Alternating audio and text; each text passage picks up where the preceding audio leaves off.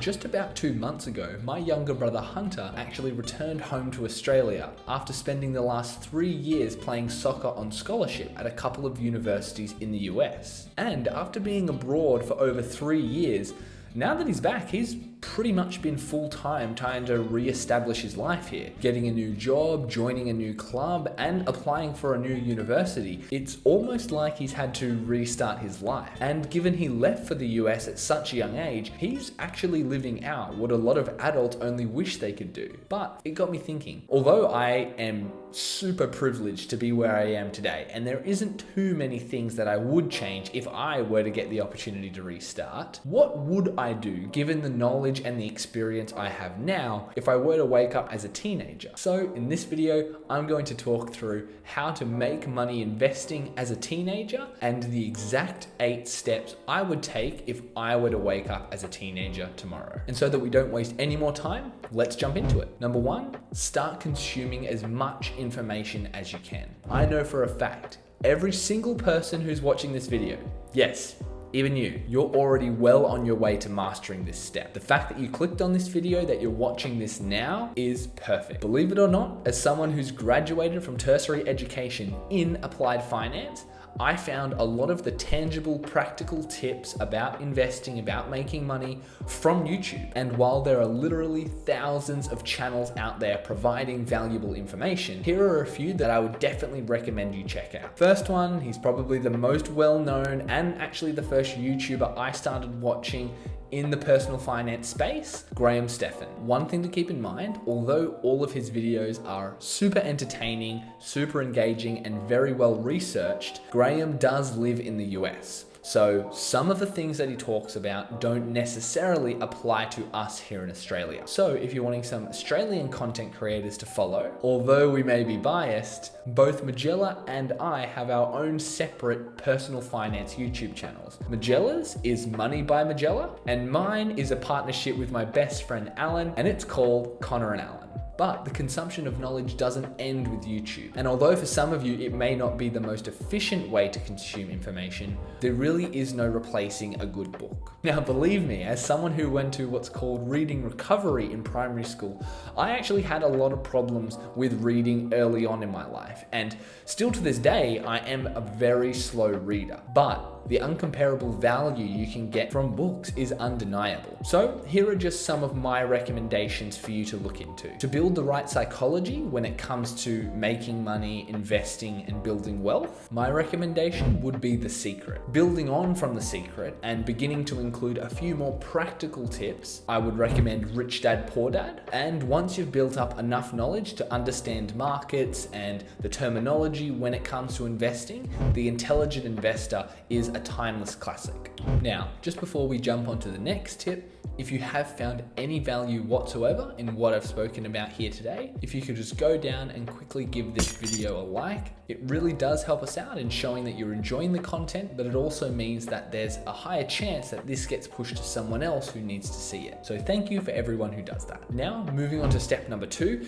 Although it may seem obvious, you need to open a bank account. For some of you who are under the age of 18, you mightn't have every bank account available to you. So make sure that you have a quick Google search. From about the age of 13, things start to open up in terms of having multiple options to choose from. But once you get to 18, pretty much everything is available. Now, a couple conditions when it comes to opening a bank account, considering just how many competitive good bank accounts there are on the market these days, you should not be paying any fees. In fact, if you want the opposite and for the bank account to actually pay you to open one, there are quite a few bank accounts available nowadays that have referral bonuses. So make sure to do a quick Google search, see what sort of options are out there. To get you started, I'll put our referral link for UpBank in the description below, which if you sign up using that, you'll actually get a free $5. Now, one thing to keep in mind with UpBank, it is an entirely online bank. So for those of you who do like the ability to go into a physical branch,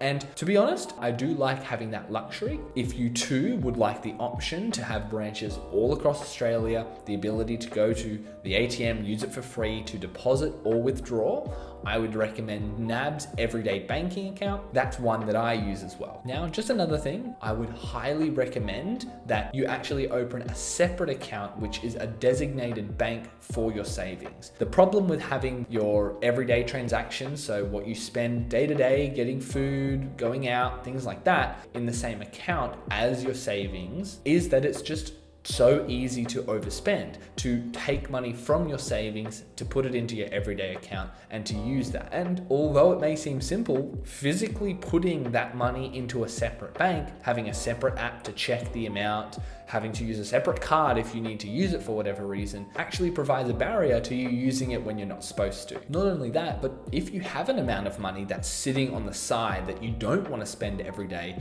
you can actually have the bank pay you to hold that money there. So you've probably heard of interest rates, right? Well, basically how this works is for the amount of money that you have sitting there, the bank will actually pay you a percentage on top of it as a thank you for keeping it with their bank. Now, if you have your savings sitting in an everyday transaction account, you're pretty much going to be getting zero. However, there are some accounts out there that will pay you over 1%, which in comparison to other years mightn't be very impressive, but it's free money at the end of the day. So the two bank accounts that I personally use and ones that you may want to look into are 86400 and Ubank. I'll put links to both of them in the description. Okay, so now that you're starting to consume knowledge, you've got your bank account set up, let's start putting things into motion. Step 3, you've got to get a job. Now I know, working after school at McDonald's probably isn't going to get you Lambo money, but the skills that you learn, the habits you build, and the experience you gain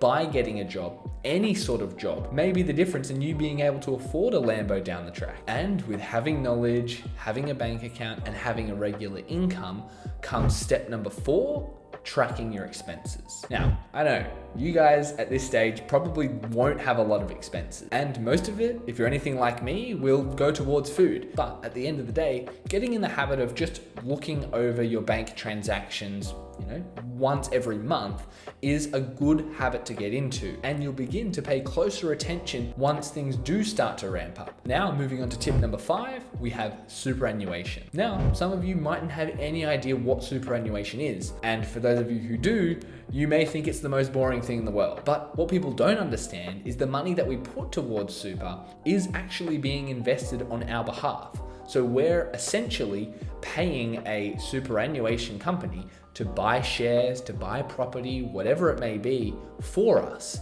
And so when you think about it like that, you can understand why it is important to pay attention to it. And that's not to mention that most of you in the future will have to put money towards this. Now, there's no denying it. Super can be super confusing. So it's completely understandable that you're not going to have a full picture of exactly how it works and its benefits just yet. However, there are a few steps that you can take now to set yourself up to not only ensure that you're making the best decision financially, but also to ensure you start building your knowledge and your motivation to continue learning. So check out this video that I made on the other channel, which basically goes through the specific steps you need to take as a complete beginner when it comes to superannuation to set yourself up for success. Now, number 6, I really hope none of you are currently struggling with this, but avoid consumer debt at all costs. What do I mean by consumer debt? That's anything you need to go into debt for that doesn't make you money. So for example, when you go to buy your own car, you may be given the option to put it onto payments. And basically that is telling you that you can't afford the car now and you need to pay it back in form of debt. The same goes when you want to upgrade your phone, but you have to go onto payments.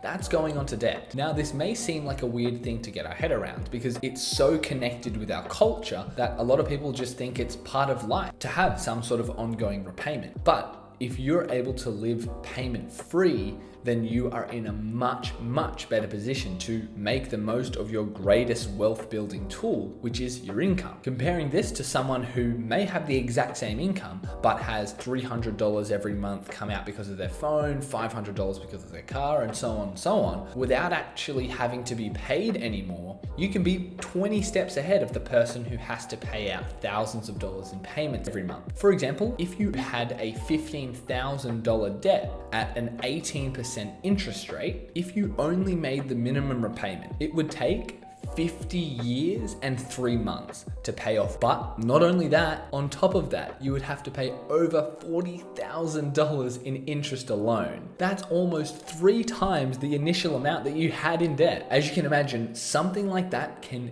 kill you financially. So the best way to avoid it is to not get into debt in the first place. Moving on to tip number 7, start a small emergency fund. Now, I know a lot of you are probably living at home and are able to lean on your parents or your guardian in the case of any emergency. However, saving up your own small emergency fund, let's just say $500. Having that $500 there not only helps you feel more secure or means that you're actually earning more in interest in your savings account, but there are actually 2 main benefits to this. For one, it is setting up an amazing habit that, as you can see by this statistic, not very many people adopt. So if at a young age, you're able to get in the habit of having a sum of money there, an amount of money that you don't touch, that you keep in case of emergencies, means that when you do eventually grow up, when you do have more responsibilities and potentially need a bigger emergency fund, you're already going to be used to having an amount of money sitting there. So upping the amount isn't going to be as big a learning curve as it may be for someone who's always lived paycheck to paycheck, meaning they get paid and they spend everything by the time they get paid next pay period. And the second one actually ties into the 8th and final tip, arguably the most exciting one. Having that little bit of money there means you can feel a little bit more comfortable when you dive into investing in the stock market. Now I know, if you don't know anyone who's invested in the stock market, if this is your first time sort of looking into these sort of ideas, this can be a very daunting thing. I know that when I first started learning about the stock market, it was completely new territory. And on top of that, the horror stories we hear about the stock market definitely don't make it seem like a very appealing thing. Now, those stories definitely do have their place. A lot of people can make a lot of stupid decisions when money's on the line, when they're investing in the stock market. But with the right foundation and the right things set up, investing in the stock market can actually be fairly safe. Now, don't get the wrong idea.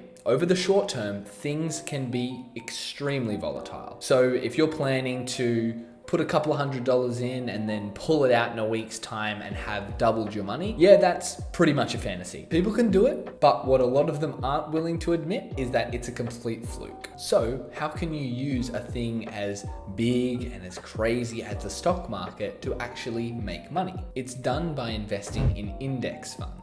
Now, I won't go into too much detail here, but if you really are interested in making money in the stock market, I would highly recommend that you look into this strategy. Again, we've made some videos on it, so make sure to check that out. But the basic idea is that with index funds, you're investing in one thing that covers a whole market. So for example, how Majella and I started our investing was by investing in the US stock market as a whole. So basically, whether Apple did good, whether Microsoft did good, whether Johnson & Johnson, Facebook, whatever it may be, by having this one investment, we were owners in all of those different companies, totaling to around about 500 different ones. So what that means is we were diversified, meaning that if one company or one sector of companies were to go down, there would likely be another company or another sector that was going up. And as history will tell us, there's a general trend upwards. So if I were to wake up as a teenager tomorrow, those are the exact 8 steps I would take. I hope you found value in those. If you have any questions, pop them down below. We are more than happy to answer anything that you may ask. Check out one of our other videos and I'll see you next time.